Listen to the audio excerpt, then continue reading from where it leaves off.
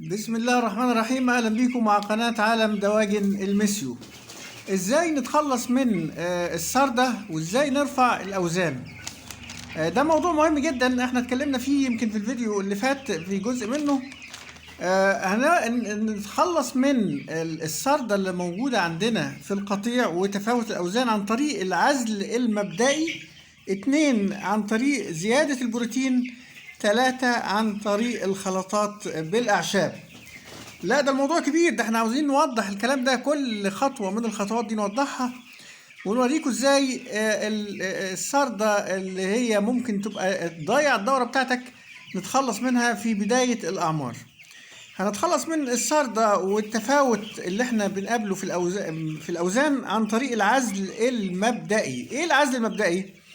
في أول أسبوع بعمل عملية عزل للقطيع اللي عندي، اللي هو أنا شايف إنه الأوزان بتاعتهم مختلفة، ويعني أنا عندي مثلا 180 جرام 200 جرام، لكن هلاقي عندي 130 و140. ده بيبقى معروف خلاص إنه بدأ يتخلف عن بقية القطيع. طيب أنا مثلا عندي 100، ال100 دي المفترض إن أنا بحضنها في 3 متر، يعني بالزيادة شوية. طيب ال3 متر دي اجي في متر من المساحة دي واعزل ان كان عندي 20 25 كتكوت مثلا، اي عدد حاسس انه اقل من الكتاكيت التانية، وابتدي اعمل لهم يعني حاجة تغذية خاصة بيهم. طب العزل ده ما هو هيكلفني بقى تهوية وهيكلفني تدفئة، ويعني هعمل العزل ده ازاي؟ المساحة اللي قلنا عليها ان 3 متر دي هاجي في متر كده واحط طوب احمر، يعني ممكن مثلا يعني 5 6 طوبات كده بالطول، ارتفاع طوبتين او 3، يعني احجز العدد اللي انا عاوز احجزه في نفس المساحة اللي انت بتحضر فيها. فيكون مثلا عندي 20 كتكوت هم متخلفين عن بقية القطيع، يعني الأوزان بتاعتهم مثلا 120 125 130 حاجة زي كده، وابتدي أديلهم بقى خلطات خاصة بيهم، وخاصة لو أنا مش هقدر أدي بقية القطيع الخلطات بتاعت الأعشاب. ايه الخلطات اللي ممكن اديها اللي ارفع بيها الاوزان بقى من اول اسبوع، يعني الحق الدورة بتاعتي، الحق ان انا ما يكونش عندي سردة لنهاية الدورة في البداية؟ الخلطات هيكون عندي الكركم، وعندي البودرة بتاعة الثوم، وعندي الزعتر، وعندي حبة البركة، وعندي الخميرة. اخلط الكميات دي كلها على بعضها. طب اخلطها بنسبة كام؟ بنسبة 2 الى 3 جرام لكل كيلو علف ناعم. طبعا في الفترة دي الكتكوت يعني استهلاكه قليل جدا، واحنا عارفين الكتكوت يعني استهلاكه ازاي. انت دلوقتي بقيت خبير، اعرف ازاي الكتكوت بتاعي بيستهلك عشان اعرف اذا كان هو ماشي صح ولا لا. بشوف عمر الطائر واضربه في 5، ال5 دي عامل ثابت يطلع عندي اللي بيستهلكه الكتكوت بالجرامات. يعني لو عندي عمر اسبوع، اضرب في 5 يبقى الكتكوت ده بيستهلك 35 جرام. اشوف بقى العدد اللي عندي كام، كان 100 يبقى بيستخدموا 3 كيلو ونص، يعني بيستهلكوا 3 كيلو ونص في اليوم ده. لو استهلكوا بقى 4 كيلو يبقى خير وبركة، لكن لو استهلكوا 2 كيلو بس يبقى في خلل عندك، وهكذا امشي بالمعادلة دي على طول.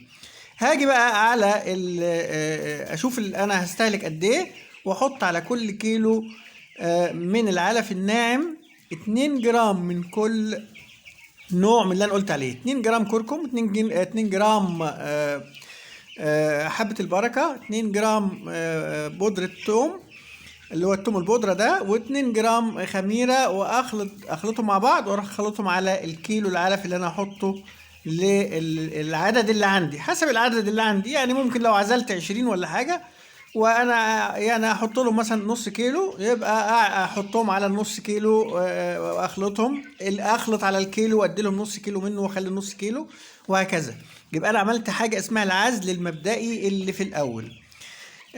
طيب لو انا ممكن اعمل عملية كمان زيادة في البروتين. ايه بقى زيادة البروتين دي؟ لو ما عملتش العزل المبدئي اللي هو في الاول ده، هاجي عند عمر 15 او 16 يوم المفترض ان انا هبتدي اغير العلف، لما ابتدي اغير العلف طبعا هغيره تدريجي، يعني عمر 15 يوم او 16 هبتدي اخلط الناعم مع البادي وادي مضاد سموم. في عمر 16 يوم هبتدي ادي بقى اللي هو الوسط اللي هو 21.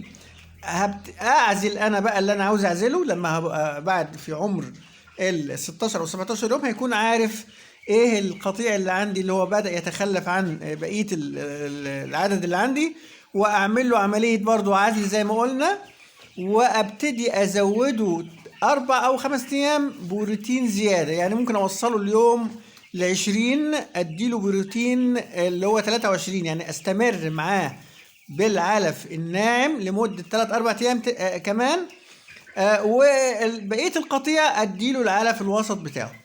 يعني انا اوضح لك الحته دي. يعني احنا دلوقتي قسمنا القطيع بتاعنا لنصين، نص هبتدي ازود العلف الناعم شويه 3 4 ايام كمان، والنص التاني هبتدي اغير العلف الوسط بتاعي.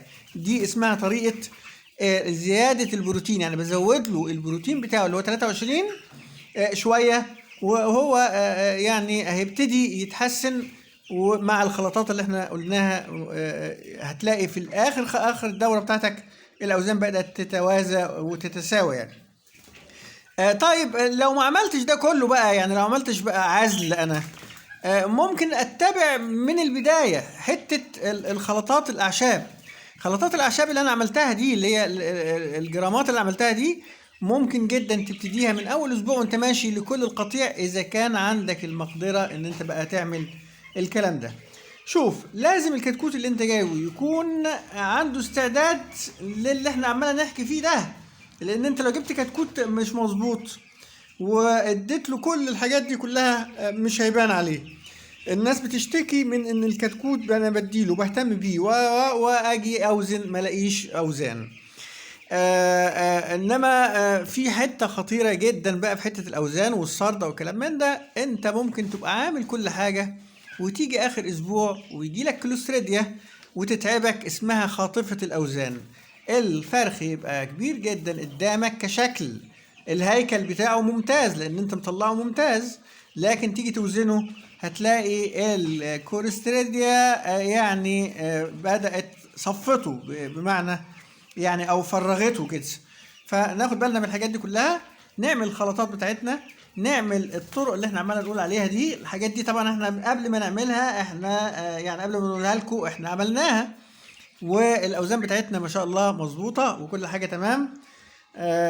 ده حبيت اعمل لكم الفيديو السريع ده عن طريقه العزل المبدئي اللي هي في عمر اسبوع، وعن طريقه زياده البروتين ان انا بزود القطيع اللي عندي اللي هو الاوزان بتاعته مش مظبوطه ازود له البروتين بتاعه 23. انا بلخص الفيديو دلوقتي.